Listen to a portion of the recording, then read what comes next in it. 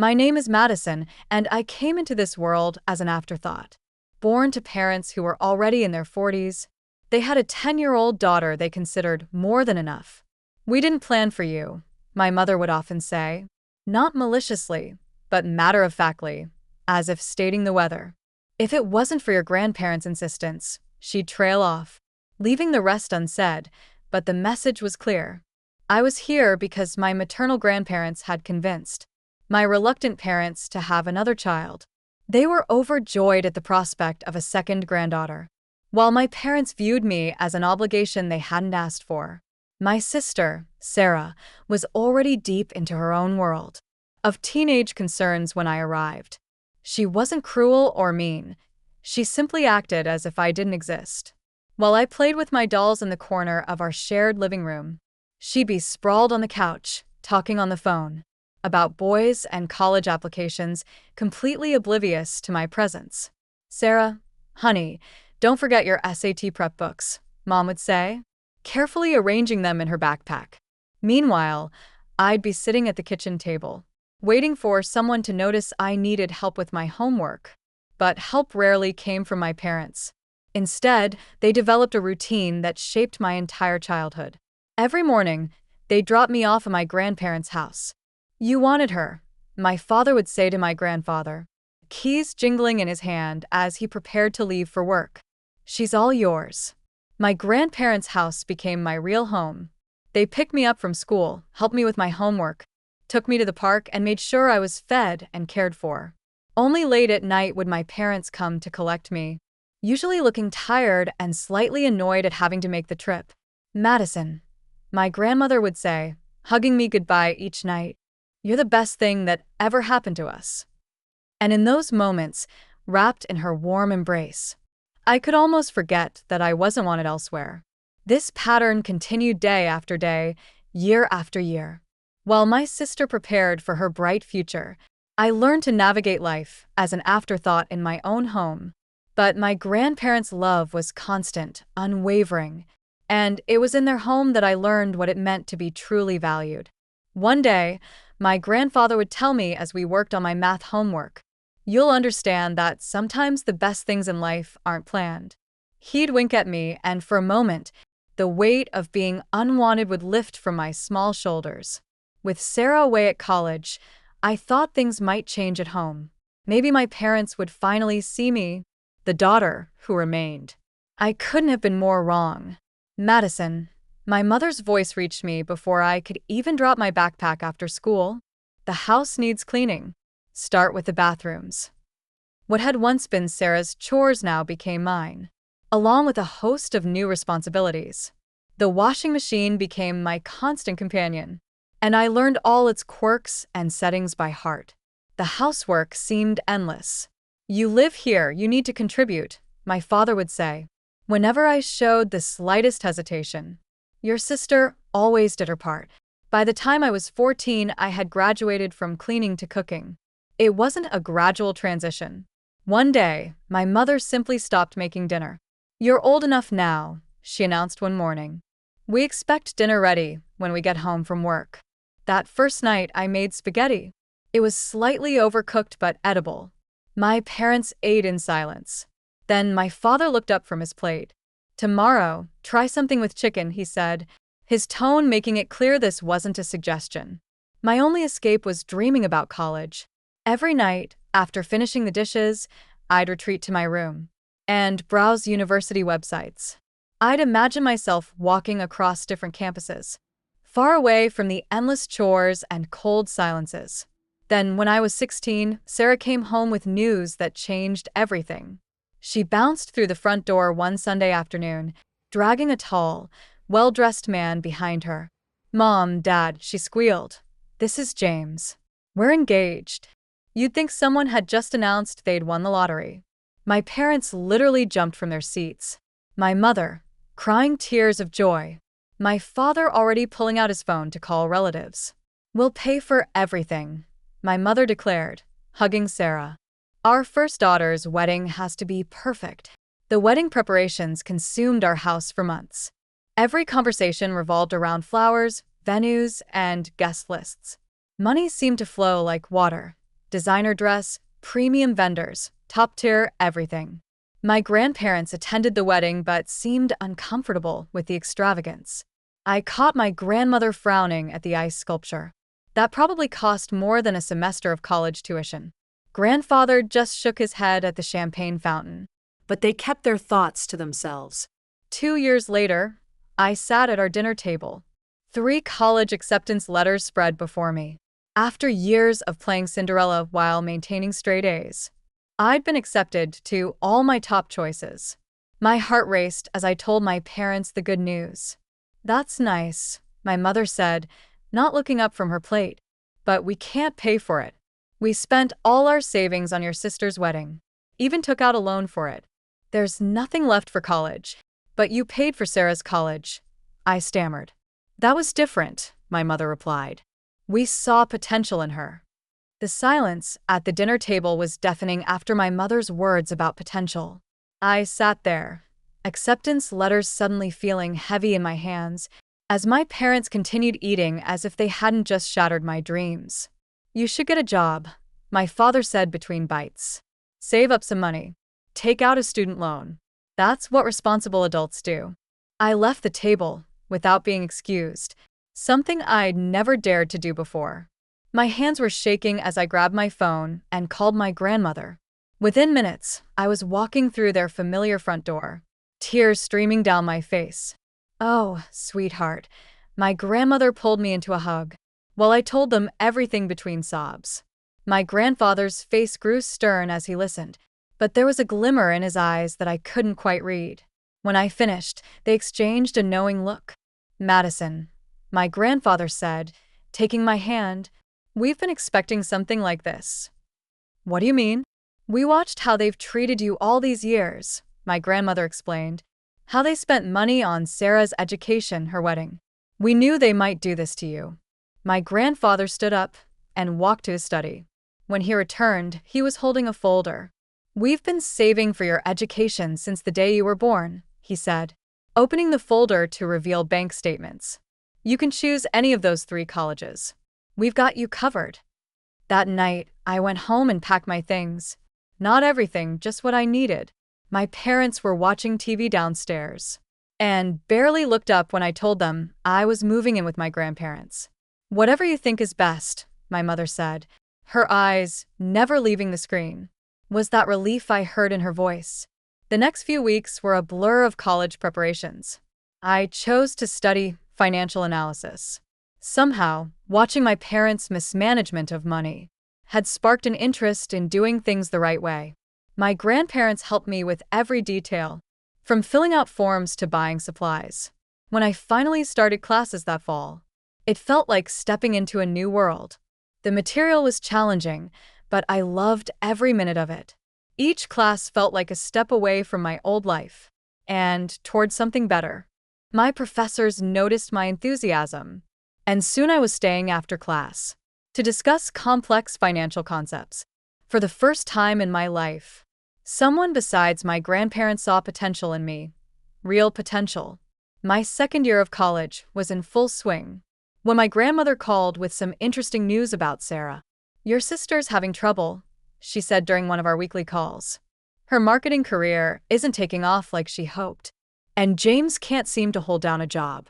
They're constantly asking your parents for money." I wasn't surprised when she told me they were getting it. "Your mother emptied her retirement account last month to help them with rent," my grandmother sighed. "They just can't say no to her." A year later, the situation got worse. Sarah and James couldn't make rent anymore, even with our parents' help. They moved back into my old bedroom, the one I'd spent years keeping spotlessly clean. The irony wasn't lost on me. Meanwhile, I was thriving. My professors had helped me land internships at prestigious financial firms, where I discovered I had a real talent for solving complex financial puzzles. Each challenging project made me more certain I'd chosen the right path. "You've got a natural instinct for this," my supervisor at Morgan Stanley told me during my performance review. "We'd love to have you back next summer." I kept my head down and focused on my studies, barely thinking about my family, except during calls with my grandparents. But when I visited them during my senior year, I knew something was wrong the moment I walked through their door. My grandmother's usual warm smile seemed forced, and my grandfather, usually quick with a joke, sat quietly in his armchair. The house felt heavy, with unspoken words. "What's wrong?" I asked over dinner, watching them push food around their plates. "And don't tell me it's nothing. I know you both too well." They exchanged a look I'd seen too many times before, the one that meant they were trying to protect me from something. Finally, my grandfather spoke. "Your parents came to see us last week," he said, his voice unusually tired. "Multiple loans, credit card debt. They said they needed $200,000 to avoid bankruptcy. And you gave it to them?" I couldn't keep the anger from my voice. My grandfather nodded. "We had to, Madison. They're still our daughter and son-in-law, despite everything." "It was most of our savings," my grandmother added. "But most of your savings?" I was furious. After everything they've done? After how they keep enabling Sarah's irresponsible behavior? After how they treated me? "Sweetheart," my grandmother reached across the table to take my hand. "We know you're angry, but what's done is done. We'll be fine." But I kept getting angry. My parents, who'd never had money for my education, who treated me like a servant, had the audacity to demand money from the only people who'd ever truly cared for me, all because they couldn't say no to Sarah and couldn't manage their own finances. My hard work paid off. After graduation, with glowing recommendations from my professors and impressive internship experiences, I landed a position at one of the top financial firms in the city. The starting salary was more than I'd ever dreamed of making. I found a modest one-bedroom apartment. Nothing fancy, but clean and safe. Every morning, I'd wake up grateful that I didn't have to cook breakfast for anyone but myself. My career flourished as I threw myself into each new challenge, earning promotions and bonuses that my younger self couldn't have imagined. Within a few years, I had enough saved for a down payment on my own place. The day I signed the mortgage papers, I couldn't help but think of my parents and Sarah, who'd never managed their money well enough to buy property. Not that they knew about my success. We hadn't spoken in years. Then came the call that changed everything. My grandfather had suffered a massive heart attack. By the time I reached the hospital, he was gone. My grandmother, who'd been by his side for over 50 years, seemed to lose her spark after that. Less than 2 months later, she followed him. I was arranging my grandmother's funeral when I heard a familiar voice behind me at the funeral home. "Madison, do you want some help with the arrangements?" I turned to find my mother standing there, looking older and more tired than I remembered. Part of me wanted to tell her to leave, but something in her expression made me hesitate. "Sure," I heard myself say. "That would be nice." Over the next few days, as we planned the service, my parents began to open up. They were struggling, they admitted. Retirement hadn't been kind to them financially. "We barely make ends meet," my father confessed one afternoon, while we were picking out flowers. And with Sarah's twins. Twins. This was news to me. "Yes, 4-year-olds. My mother jumped in. "Such beautiful boys, but they need so much. Sarah and James still can't manage on their own, so we help where we can." I nodded, keeping my expression neutral. Some things never changed. A week after we laid my grandmother to rest, we gathered in a wood-paneled office for the reading of the will. I sat across from my parents, with Sarah and James slouched in chairs beside them. The room smelled of old papers and furniture polish, and the tension was thick enough to cut with a knife. The notary, Mr. Patterson, adjusted his glasses and began reading. In a monotone voice. I expected the usual legal jargon, but what came next made everyone sit up straight. "To our beloved granddaughter, Madison," he read, "we leave our house at 1542 Maple Street and the sum of $150,000. The silence that followed was deafening. Sarah's mouth fell open, and my mother gripped my father's arm so hard her knuckles turned white. Mr. Patterson cleared his throat and continued. "And a personal note from Mr. Henderson to his daughter, Margaret." He looked at my mother. "The note reads, 'Margaret, Remember that we gave you $200,000 when you needed it most. This is our final decision, and we trust you will respect it as we respected your needs."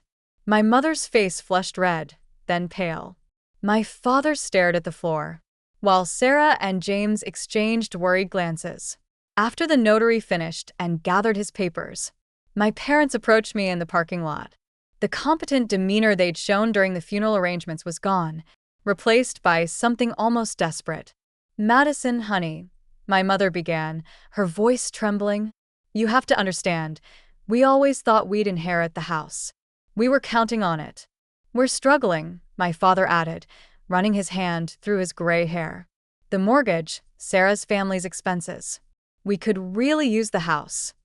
I looked at them both, remembering all the years of neglect, the constant reminders that I wasn't wanted, the refusal to help with my education.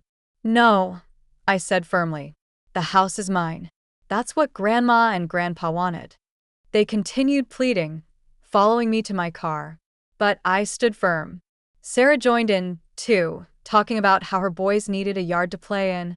But I simply got in my car and drove away. A week later, my phone rang. It was my mother, asking me to come over for dinner. Something in her voice sounded different. Humbled, perhaps.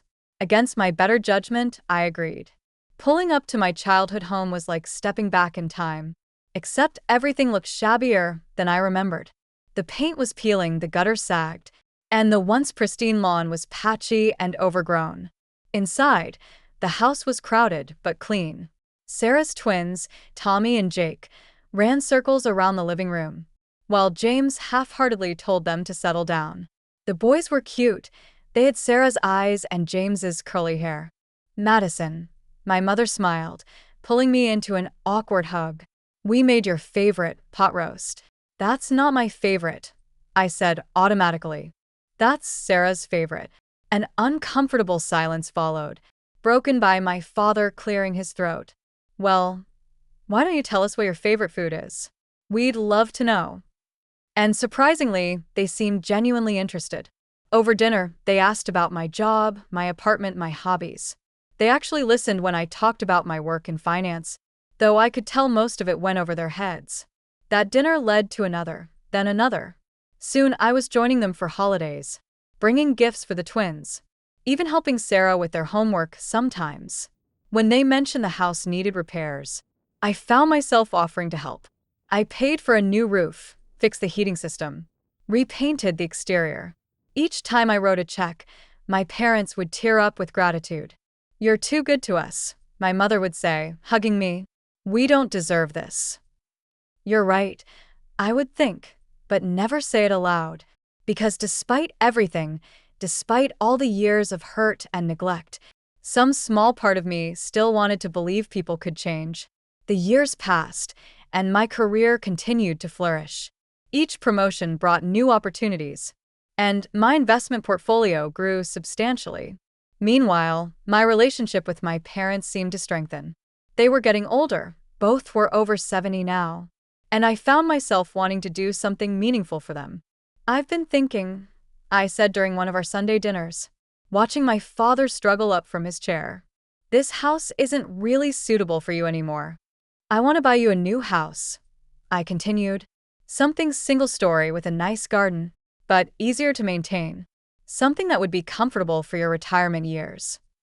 Their reaction surprised me. Actual tears of joy. We spent the next few weeks house hunting together, and finally found the perfect place.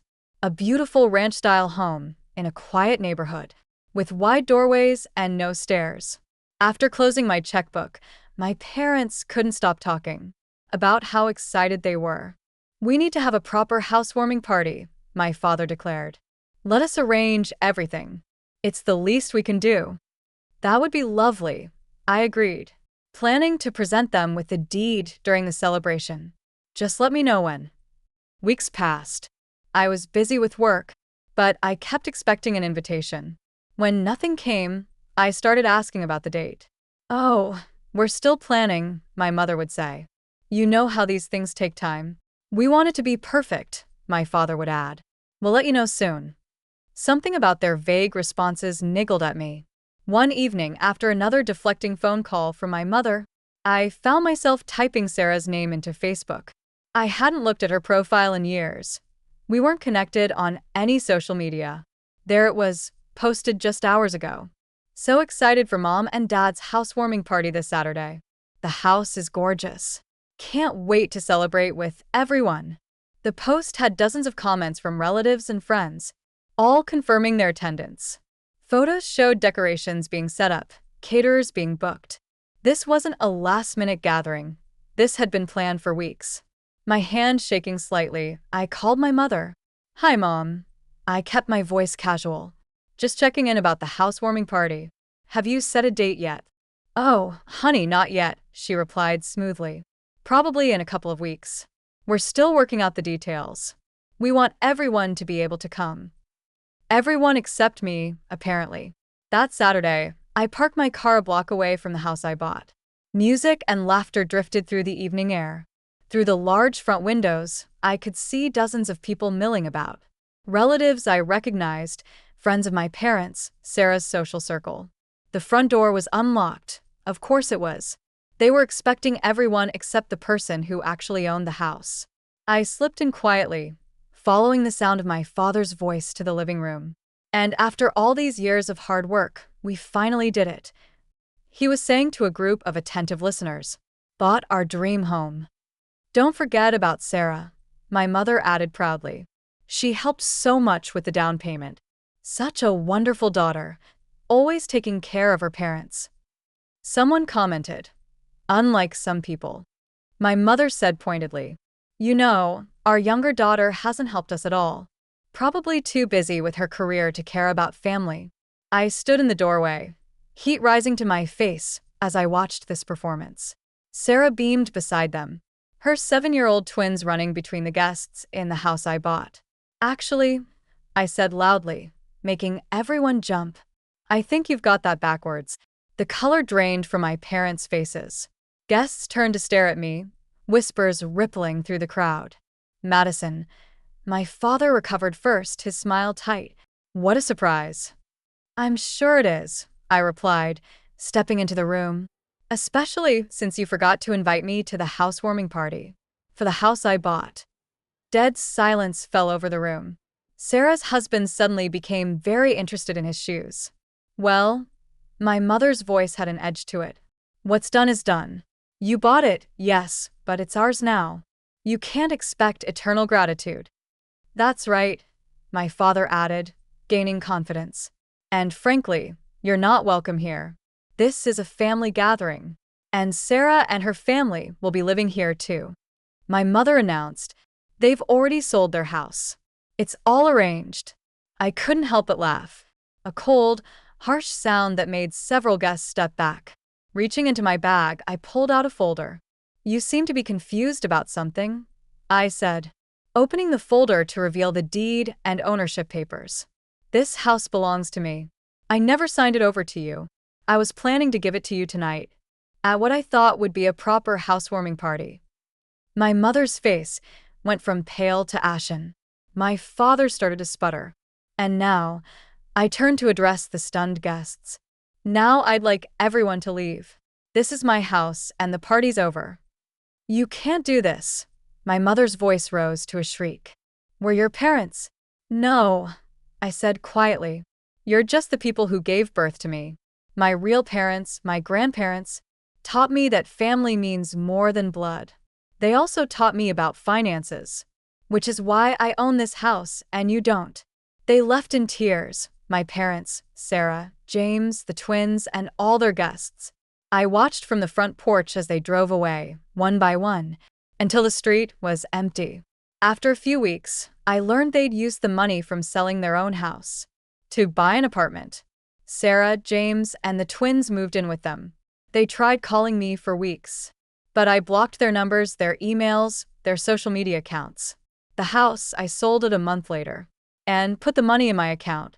Someday, I'll have my own children, and I promise myself they'll never have to earn my love or compete for my attention. Unlike my parents, I'll love my children equally and unconditionally. The way my grandparents loved me.